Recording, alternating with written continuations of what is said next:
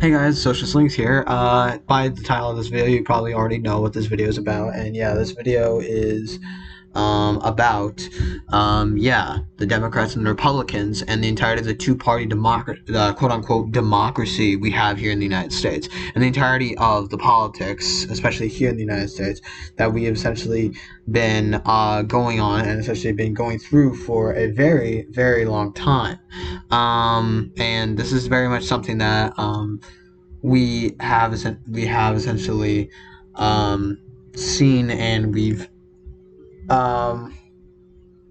we basically have to we've seen all throughout the entirety of the American politics for a long time, but actually was really not usually like that until really the times of the Eugene Debs kind of like loss onto the elections, which is something that I'm probably also going to get into around this video on. But if we're gonna talk about the entirety of the Democrats and Republicans, we do have to talk about the history, its entire problems with each other, its history of it, its opponents against both, and various other structures as well within the American political system. So without further ado, let's get started. Let's start off with the Democrats. The Democratic Party officials often trace the origins of the inspiration of the Democratic-Republican Party, founded by Thomas Jefferson and James Madison, and other influential opponents of the Federalists in 1792. That party also inspired the Whigs and the modern Republicans. Organizingly, the modern Democratic Party truly arose in the 1830s with the election of Andrew Jackson. Since the nomination of William James Bryan in 1896, the party generally positioned itself to the left of the Republican Party on economic issues. Democrats have been more liberal on civil rights since 1948, although conservative factions opposed them, persisted onto the South until the 1960s. On foreign policy, both parties have changed positions several times. Basically, what we essentially have to understand here, especially with Andrew Jackson, what we're understanding of Andrew Jackson was the kind of person who essentially was pro on slavery, essentially was pro on imperialism, was pro on the expansion of the United States, and especially on a whole bunch of other things that would constitute as essentially racist in our times today. Obviously, this also goes for the entirety of the Republicans as well, which we'll also get into right now as well. Now, onto the Republican Party. The Republican Party emerged onto the great political regiment of the mid-1850s. William Garrett argues for the great realignment of the 1850s began before the Whig Party collapsed onto the cause, not by politicians but by voters at the local level. The central forces of the ethno-cultural involving tensions between the pietistic Protestants versus the agricultural Catholics, Lutherans, and Presbyterians regarding Catholicism, prohibition, and nativism. Anti-slavery did play a role into the less important at first. The Know Nothing Party embodied the social forces at work, but its weak leadership, unable to solidify its organization, the Republicans picked it apart. Nativism was so powerful that the Republicans did not avoid it and did minimize onto the turn of the voter wrath. This is basically where Abraham Lincoln comes in, essentially, that essentially popularized the entirety of nativism and anti-slavery kind of like remarks in politics within the entirety of the United States within the Republican Party. However, by the times of the entirety of the 20th century, especially after World War II and the entirety of the Civil Rights Movement, a lot of essentially the core functions of the old Republican Party has essentially degenerated itself, and it in itself becoming a lot more racist, becoming a lot more essentially bureaucratic, becoming a lot more prejudiced entirely to various communities through the entirety of systematic oppression, rather than publicly essentially announcing it. You can see this with the entirety of prison systems and various other essential problems that was essentially propagated in the 1960s, by the times of the Civil Rights Movement essentially began. So, what can we understand the differences between the Democrats and the Republicans today? Barely anything, actually. Really, as a Marxist, as essentially what we can understand here, barely anything, actually, most likely, barely anything. The only difference here is that one side is essentially a lot more authoritarian and essentially does not mind essentially using the entirety of a government to basically outweigh essentially the sides of the entirety of the people, while the other essentially rather just uses the entirety of other markets and essentially rather like uses rather markets and essentially all these other functions to basically outweigh the entirety of the impossible. Of course, the outweigh the entirety of the opinions of the workers and essentially be more peaceful and be a lot more moderate in its entire fight against the entirety of the workers that do seek to overthrow them. Of course, the former being the Republicans, the latter being the Democrats. So what we essentially have to understand from here is that both the Republicans and the Democrats are bureaucratic and are essentially propagates for capitalism and essentially liberalism as far as we know. The entirety of liberalism is an idea that is entirely of an idea that is basically what we essentially constitute as kind of like democratic functions entirely by the means of the market and by the means of essentially privatization on the means of production, privatization on the means of distribution as well through the means of the market, and essentially have those said individuals essentially take control upon the political structure as well during this time. That is essentially what we constitute as liberalism, or just what we can call as just capitalism entirely. And there's only slight differences between these liberalisms, where we have neoliberalism, or maybe social conservatism, or possibly radical liberalism, or possibly social democracy, whatever you like to call it. It is still very much a part or a. It is still a very big kind of right wing and essentially anti-worker kind of like oriented platforms and essentially onto the propagation for capitalism. Now let's talk about our modern day politics today, since we all gone through the history of how these parties were formed and the differences between these parties. Let's talk about this. Let's talk about these things today.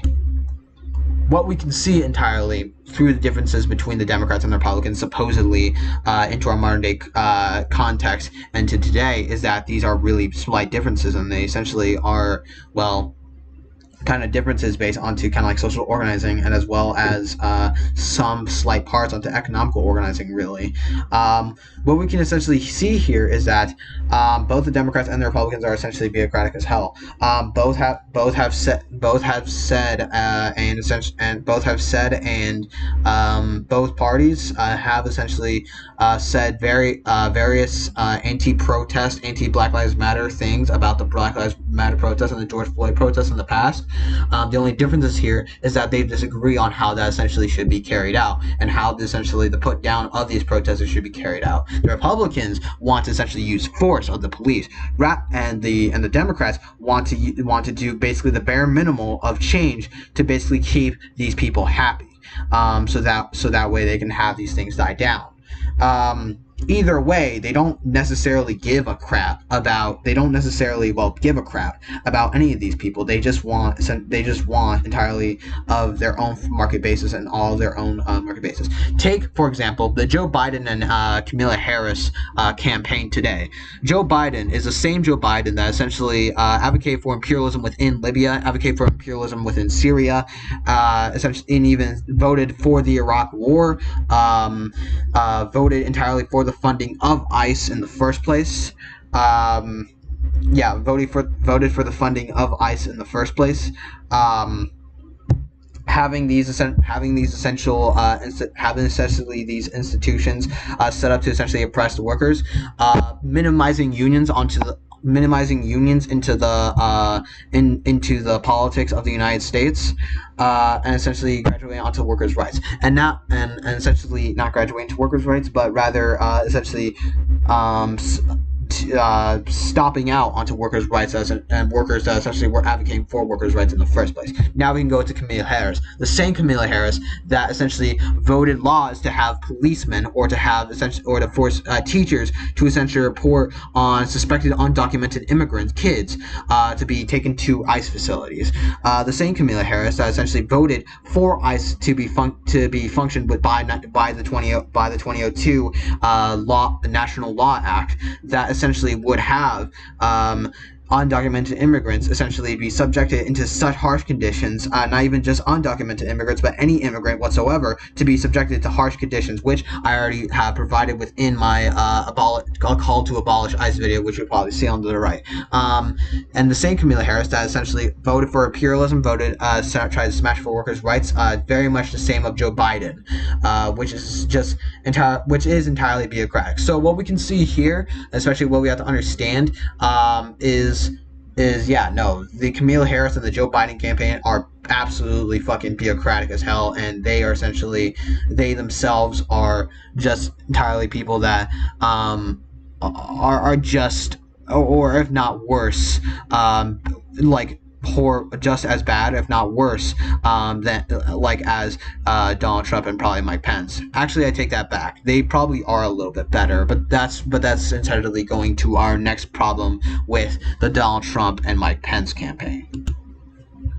Donald Trump, the president we have today. I already made videos about him. I already made a video about him onto the top right, which you can see there. But so you can watch that video, and we can basically move on from there. However, just to essentially simplify, Donald Trump is entirely a racist, sexist, pompous prick that essentially advocate for major imperialism that has brought our country into such economical ruin, that has essentially subjected into various harsh kind of economical problems that essentially led to the infection rate growing into the entirety of the United States.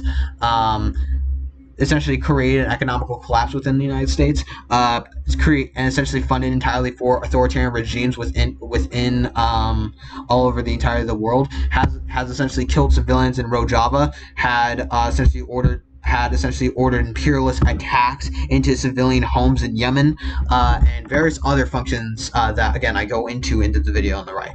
And now let's go on to Mike Pence. Mike Pence, although the Vice President of the United States and really hasn't been doing much other than essentially trying to stick it up to the Democrats in the House of Representatives, or in the Senate specifically, he has.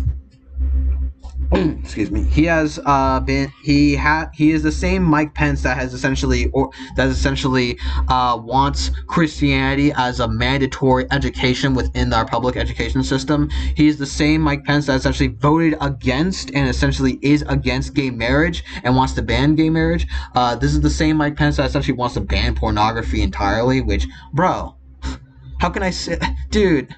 How can I live without seeing my Karl Marx porn? That's a joke, obviously, but you understand entirely the problems there. This is the same guy that essentially is very homophobic, a theocrat, and essentially is somehow against pornography. Somehow against pornography. I'm against the pornography industry, but not against really pornography as a whole, if that makes sense. And this is also the same Mike Pence that also voted for imperialism, essentially stomped out onto workers' rights, essentially has essentially advocated for entirely of a free market association funding, has essentially advocated for entirely of private businesses to essentially pay less workers based onto the minimum wage, and essentially so many other problems that just shows the entirety of, just horrible bureaucratic and economical bureaucratic just things that happen within the Donald Trump and Mike Pence campaign as well. So let's just talk about the entirety of, the elephant in the room and the controversy between the left today, quote unquote left, as far as I can see, or the Voshites, as people usually have to call them, the question of harm reduction, or the question of vote blue no matter who. What we can see from comparing onto both sides of the entirety of the campaign and essentially understanding this, Joe Biden, if elected, will be just as worse as Donald Trump. I don't know what to say. He will be just as worse as Donald Trump, and if it's not just as worse, then or not just as bad, specifically, my bad, my poor grammar, but just as bad, and if not just as bad, then a little bit better, but still essentially advocating for imperialism and still creating economical collapses and essentially business practices that devastate the entirety of workers, and especially Black communities and Latino communities and Hispanic communities as well, which even as a Hispanic mestizo, I can just see that essentially being bad, but not even as a mestizo, but as a Marxist that is essentially on the entirety of the liberation of humanity, on the liberation of the proletariat, and for that entire understanding for this. So onto the question of harm reduction. What we can see entirely of history of elections in the past, which we have seen in the past, where we have tried harm reduction. We have tried the entirety of the question of harm reduction during the elections of Reagan and the entirety between the Reaganists and the Democrat and the rest of the Democrats. Many leftists have been saying, "Oh, vote blue, vote Democrat," despite the fact that these essential parties are essentially just as bad as Ronald Reagan, and all of these essential functions. A lot of leftists did vote entirely Democrat, but Ronald Reagan still won, specifically.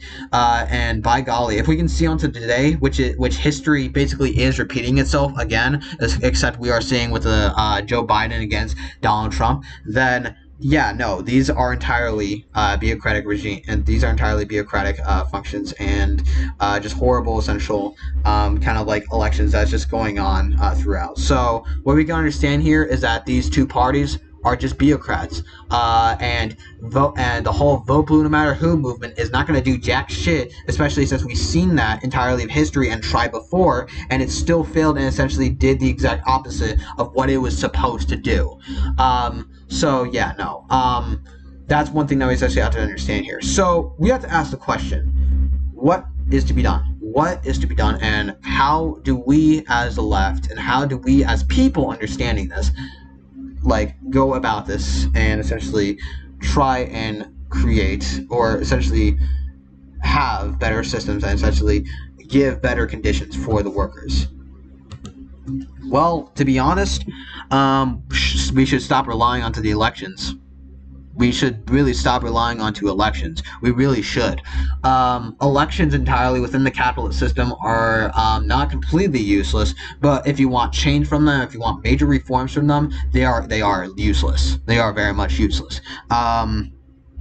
The entirety of the question of elections has been essentially brought up over and over again, but even then they have always failed, and essentially overall failed, and essentially led to workers and led to various regimes for workers' rights and essentially of a workers' state to fall by the means of a coup that essentially propagated by outside imperialist and capitalist forces.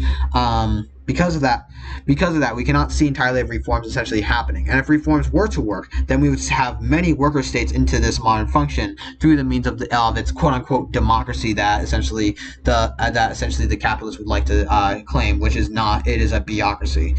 Because of this bureaucratic regime, because of this bureaucratic functions, we have seen that the entirety of elections is entirely useless, and through the entirety of elections have overall failed throughout history historically, failing by the means of actually destroying the entirety of the bourgeoisie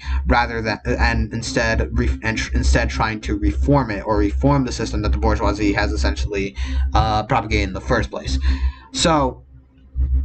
So what is to be done is entirely through the organizing of workers. Build up the working class, educate them, get them involved into parties, get them involved entirely to a party of the proletariat, where they themselves can essentially advocate for better working conditions and do all these functions. And if you want to do that, then you can probably do that, especially through political parties, and essentially parties that essentially advocate for the proletariat, without the entirety of the bureaucratic basis, of the Democrats and the Republicans, and stop relying on elections rather than to organize them, and to essentially organize the working class, and only